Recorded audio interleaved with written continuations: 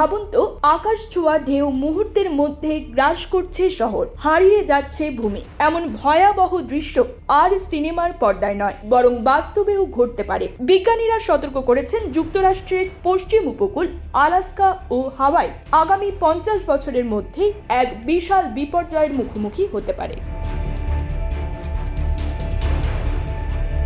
Virginia টেকের ভূতাত্ত্বিক বিজ্ঞানীদের সাম্প্রতিক গবেষণা, যা proceeding of the national academy of সায়েন্সে প্রকাশিত হয়েছে, সেখানে আশঙ্কা প্রকাশ করা হয়েছে ক্যাসকাডিয়া সাবডাকশন জোনে শক্তিশালী ভূমিকম্পের। উত্তর ভ্যাঙ্কুভার আইল্যান্ড থেকে ক্যালিফোর্নিয়ায় কেপ মেন্ডোসিনো পর্যন্ত বিস্তৃত এই ভয়ঙ্কর ফাটল রেখায় যদি 8.0 মাত্রার ভূমিকম্প হয়, তবে তৈরি হতে পারে 1000 ফুট উঁচু মেগা সুনামি।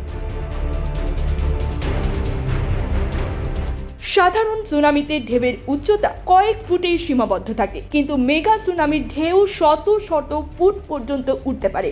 গবেষণা অনুযায়ী ভূমিকম্প ঘটলে সিয়াটল ও পোর্টল্যান্ডের মতো শহর কয়েক মিনিটেই পানিতে তলিয়ে যাবে, আর উপকূলবর্তী ভূমি 6.5 ফুট পর্যন্ত নিচে দেবে যেতে পারে। এত অল্প সময়ে প্রতিরোধের কোনো সুযোগই থাকবে না।